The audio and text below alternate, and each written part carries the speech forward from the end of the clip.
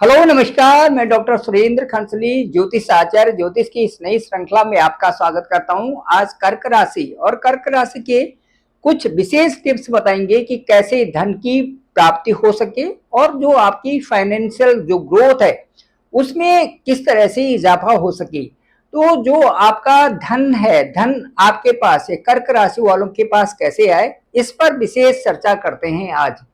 कर्क राशि या कर्क लग्न ये दोनों महत्वपूर्ण आपके लिए हो जाते हैं, कर्क राशि और कर्क लग्न।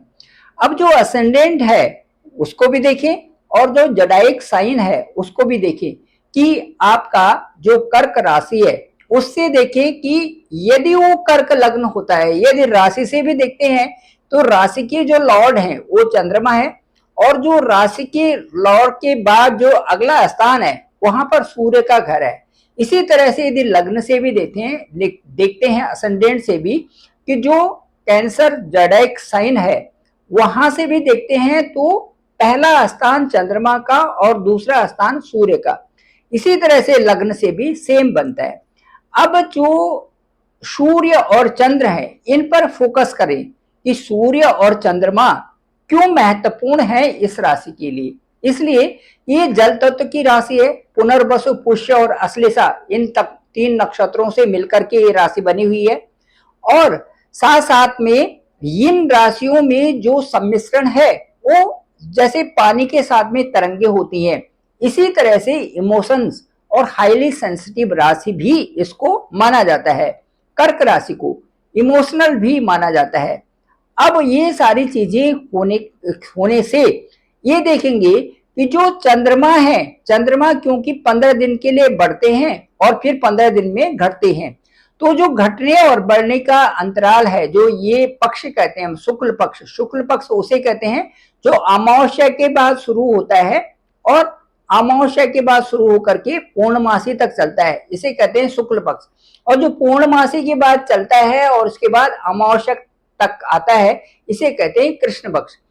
तो ये जो चंद्रमा का घटना और बढ़ना है इसको कर्क राशि वालों को समझना है, क्योंकि इससे चंद्रमा का जो प्रभाव है वो कर्क राशि वालों के साथ में बहुत नजदीकी से होता है, इसलिए इनको इमोशनल राशि कहा जाता है।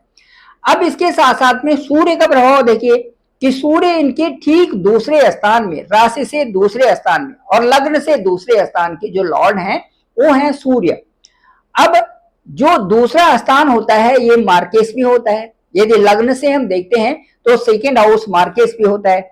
अब यहाँ पर हम कहेंगे भाई सूर्य को अच्छा करने के लिए आप माणिक्य पहनो, लेकिन दशाओं के अनुसार थोड़ा दिक्कत भी होती है क्योंकि मार्केश भी होता है। इसलिए सबसे बढ़िया उपाय बताया जाता है कि भाई आप सूर्य को अर्घ्य दो। सबसे अच्छा है कि सूर्य को नित्य प्रति अर्घ्य दो, लेकिन सूर्य को अर्घ्य कब देना है? जबकि सूर्य उदय होते हैं, जैसे वो क्षितिज पे आते हैं वहां से, उसी समय जब उदय होता है उसी समय का 45 मिनट के लिए जो टाइम होता है ये सूर्य अर्घ्य के लिए अच्छा होता है। ऐसे नहीं कि आप फिर 11 बजे उठ रहे हैं, कोई 2 बजे उठ रहे हैं और उसके बाद सूर्य अर्घ्य दे रहे हैं, ये नहीं। उसका जो टाइम है वो वही है, सूर्य उदय के समय में सूर्य को अर्घ्य देना, वो है टाइम एग्जैक्ट। उसका डिसिप्लिन से भी संबंध है। सूर्य हमारा डिसिप्लिन सिखाता है, आलस्य को त्यागना, डिसिप्लिन में रहना, टाइम से सोना, टाइम से उठना, ये सूर्य सिखाता है। इसीलिए कर्क राशि वालों के लिए चंद्रमा के डिसिप्लिन और सूर्य के डिसिप्लिन, इन दोनों का अध्ययन करना कर्क राशि वालों के लिए महत्वपूर्ण बन जाता है। अब देखना यह है कि पैसा कैसे आए, कर्क राशि वालों के लिए पैसा कैसा आए।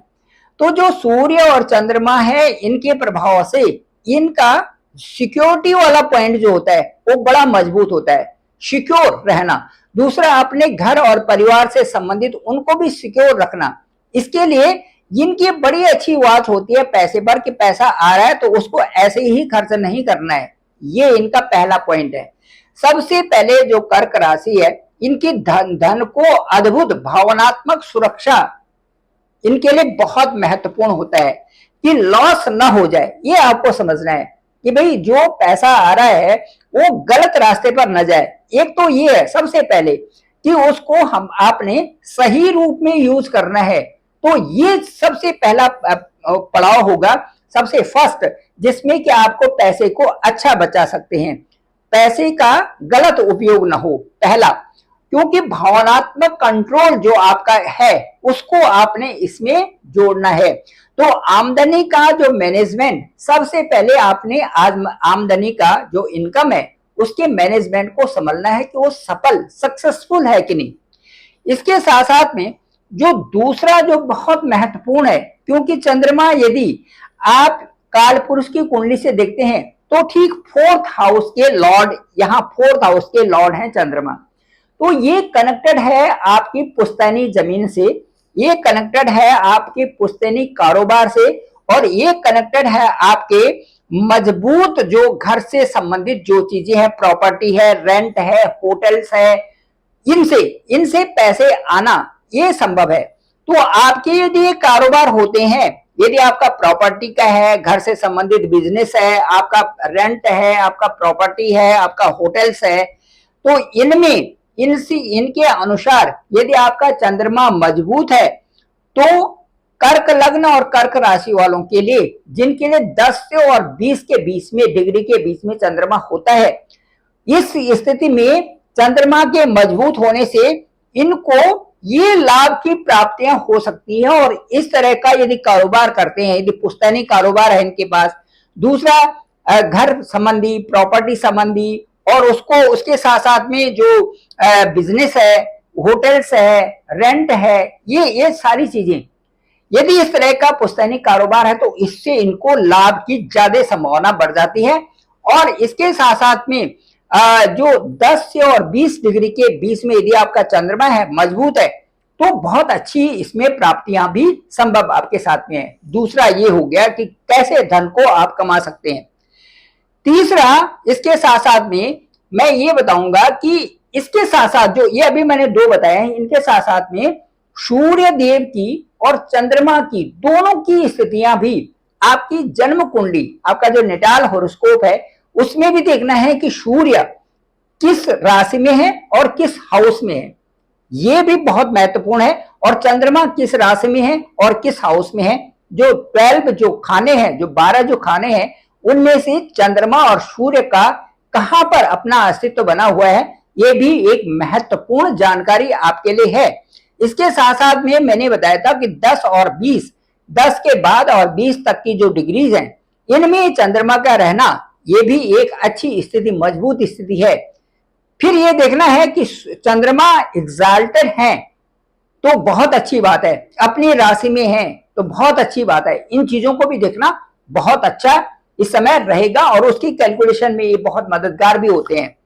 अब इसके साथ साथ में जो तीसरा जो बेहद महत्वपूर्ण है वो ये है कि व्यापार के क्षेत्र में, और उसके साथ साथ में रियल एस्टेट है, गोल्ड के क्षेत्र है, चांदी का जो बिजनेस है, ये आपके लिए ये प्रभावित है चंद्रमा से। और चंद्रमा जो आपकी राशि है और जो आपके राशि हैं और जो आपका लग्न है, लग्नेश है, इनसे ये बहुत अधिक प्रभावित होंगे और इनका प्रभाव ज्यादा भी अच्छा आपके बिजनेस में, और बिजनेस भी उन चीजों का जो चमक दमक फील्ड है उसमें बहुत अच्छा प्रभाव इसका आपके साथ में रहने वाला है। तो सीधे सीधे तीसरा जो है व्यापार का क्षेत्र भी आपके लिए बहुत अच्छा है। व्यापार में जो दूध का बिजनेस है, ये दूध से बनी हुई जो चीजें हैं, इनका भी बहुत अच्छा रहेगा। साथ साथ में चांदी का और जो यात्राओं का, यात्रा कराने का, इसके साथ साथ में जो रियल एस्टेट है और उसके साथ साथ में जो गोल्ड का है, ये चीजें, वीजा है, इनमें भी जो कर्क राशि वालों की अच्छी कमाई हो सकती है। इसके साथ साथ में मैं ये बताऊंगा कि जो आपका जो बचत है और जो इन्वेस्टमेंट है, चौथा जो पॉइंट होगा वो आपका बचत और इन्वेस्टमेंट किन किन फील्ड में है, कहां पर बचत कर रहे हैं, किन चीजों पर इन्वेस्टमेंट कर रहे हैं, और उसके साथ साथ में घर है, आपका जमीन है, मकान है, इसमें कर रहे हैं। और दूसरा इसके साथ साथ में जो आपकी गाड़ियां हैं, घर में है, या कुछ लिख रहे हैं, लेखनी में भी आपका जो अच्छी पब्लिकेशंस आ रहे हैं, ये भी। और इसके साथ साथ में आपके साथ साथ में ये भी चौथा जो है आपकी भाषाओं पर, लैंग्वेज पर बहुत अच्छा पकड़ होगा।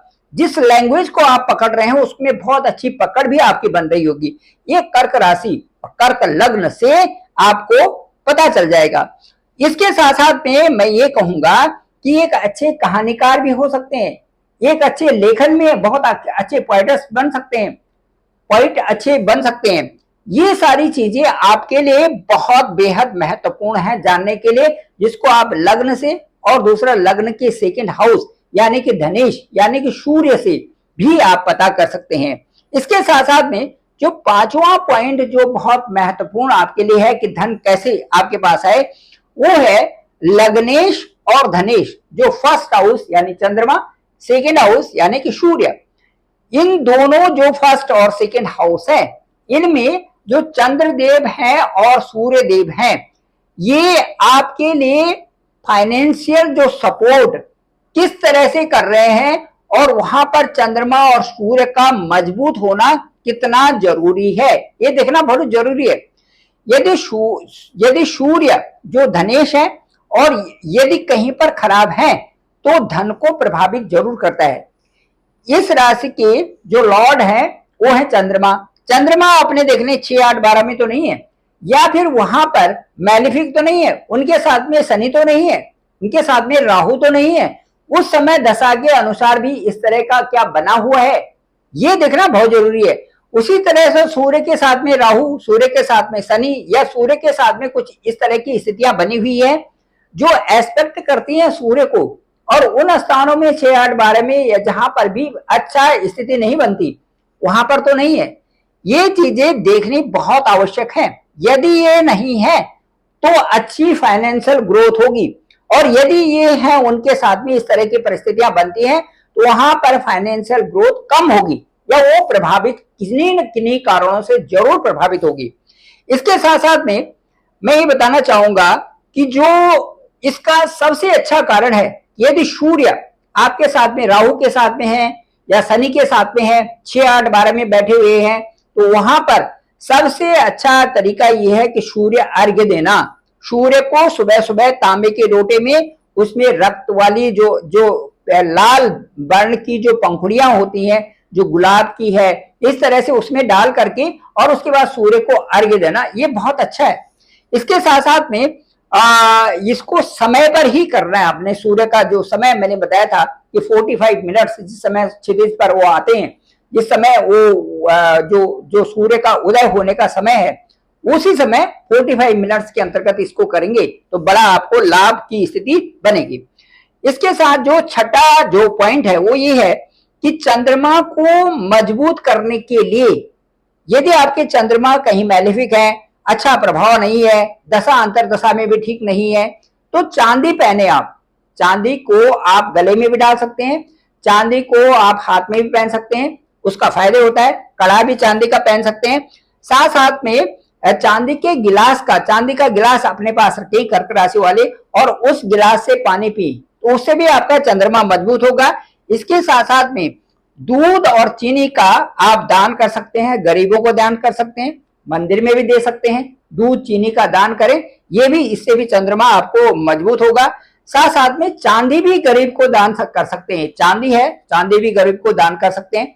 ये इसके साथ साथ में मैं ये कहूंगा कि जो शुक्ल पक्ष जब आता है तो नौमी तिथि को चुन लीजिए और वहां से सीधे पूर्णमासी को चले जाइए। तो जो ये शुक्ल पक्ष का नौमी तिथि से ये बड़ी तिथि होती है, और इसके बाद पूर्णमासी तक पूरा जो पूर्णमासी को मतलब संपूर्ण जो दिन है पूर्णमासी तक जो है, आप इस समय में यदि रोज शाम को 9 से 10 बजे यदि चंद्रमा के दर्शन करते हैं खुले आसमान में, तो उससे भी जो है और संकल्प करते हैं कि हे चंद्रदेव, मेरे जो भी चंद्र आप मुझे, मेरा संकल्प ये है और मुझे ये प्रदान कीजिए, ये भी आपके लिए बहुत अच्छा रहेगा। इससे भी चंद्रदेव खुश होकर के और चंद्रमा आपका अच्छा हो जाएगा। चंद्रमा की शांति भी इससे होती है। तो ये जो तरीका है, इसके साथ साथ में हमारी एक सूर्य नाड़ी और एक चंद्र नाड़ी कहते हैं हम भी। तो जब भी आपका मानसिक रूप से संतुलन ठीक नहीं है, इसका मतलब चंद्रमा का प्रभाव ज्यादा है। यदि आपको नींद नहीं आ रही है, यदि आप किसी तरह से डिस्टर्ब हो, यदि बहुत सारे विचार आ रहे हैं आपके मन में, तो इसका सही तरीका है कि जो दाहिनी आंख है, दाहिनी जो नाक है, उसको बंद करें, दाहिनी नाक को, और बाएं नाक से सांस लेना शुरू करें। इसको लगातार 10-15 मिनट करने से वो आपकी बाईं नाक भी खुलेगी। चंद्र नाड़ी का खुलना, चंद्र नाड़ी का अच्छा चलना, इससे आपकी एक तो मन की शांति होती है, दूसरा इसका आपके आपके विचारों पर प्रभाव पड़ता है और आपके कई सारी चीजों पर जो विचार आते रहते हैं वो फिर दूर होते हैं और आपके बड़ी अच्छी शांति बनी रहती है। और चंद्रमा को भी बहुत अच्छा प्रभावित करता है चंद्र नाड़ी। तो ये उसके साथ साथ में मैं ये कहूंगा कि चंद्र नाड़ी का प्रबल होना चंद्रमा को अच्छा करना है, ठीक है। उसके साथ साथ में एक जो बहुत अच्छा उपाय है आपके लिए, कर्क राशि वालों के लिए, वो है कि कर्क राशि, जैसे कि मैंने अभी कहा कि जल तत्व की राशि है, ये चंद्रमा से प्रभावित है, तो इसमें भावनात्मक रूप से जो नहीं बहना है किसी के साथ में। यदि किसी ने बोला और आपने तुरंत उसको पैसे दे दिए या तुरंत उसकी मदद के लिए आप कुछ भी उसी समय करने लग गए, ऐसे नहीं। थोड़ा उसमें अपने आप को सोचना है, समझना है कि ये चीजें कितनी जरूरी है कितनी नहीं है, ये जरूर सोचना और समझना है, क्योंकि ये भी कर्क राशि वालों के साथ में बहुत आवश्यक है। और जो सबसे आखिरी जो 8वां जो उपाय है वो ये है कि भाई जल तत्व की राशि है, चंद्रमा आपके लॉर्ड हैं, तो इस समय ओम नमः शिवाय का जाप आप करें। ओम त्र्यंबकम यजामहे सुगंधिम पुष्टिम वर्धनम उर्वारुकमिव वंदना मृत्युर्मुक्षीय मामृतात्, ये भी। और साथ साथ में जो चंद्रमा के ओम चंद्रमसे नमः, ओम चंद्रमसे नमः, ओम चंद्रमसे नमः, इनको 108 बार जप करें तो ये भी आपके लिए बहुत अच्छा है। साथ साथ में ओम नमः शिवाय, और कहने का मतलब शिव के मंत्रों का जप करना भी आपके लिए, कर्क राशि वालों के लिए बहुत प्रधान है, बहुत अच्छा है, और इससे भी चंद्रमा की शांति होती है। ये था। और इन चीजों का उपाय भी यदि करते हैं और साथ साथ में अपनी मेहनत भी करते जाते हैं तो आपके लिए मैं कहता हूं कि धन, बहुत अच्छा धन आपके पास आएगा। और जिस तरह से चतुर्थ राशि है और सुख की राशि है, सुख की प्रधानता चाहिए और जगत में आप सुख समृद्ध रहना चाहते हैं, ये सब सुख समृद्ध रहने के लिए इन 8 नियमों का पालन करिए, आपके पास काफी धन भी आएगा और आप सुखी रहोगे। Thank you very much. मैं डॉक्टर सुरेंद्र खंसली, ज्योतिष आचार्य। डॉक्टर सुरेंद्र खंसली ही मेरे इस चैनल का नाम है, आप जरूर सब्सक्राइब करें। दूसरा, इसमें मेरा जो डिस्क्रिप्शन पे नंबर है 9868280191 है। आप सभी लोगों को बहुत बहुत शुभकामनाएं। कर्क राशि वालों को अपने कार्यों को करते रहिए बढ़िया सा, इन नियमों का पालन करिए, चंद्र नाड़ी को भी अच्छा करिए, आपके जो विचार हैं वो ठहर जाएंगे और आप मेहनत करने की लगेंगे। कोई परेशान होने की जरूरत नहीं है, समय सबका अच्छा आता है। आप सुखी रहिए, आपका परिवार सुख रहे, इन्हीं कामनाओं के साथ में। Thank you very much. आप सभी लोगों का आभार, आप सभी लोगों का बहुत बहुत धन्यवाद।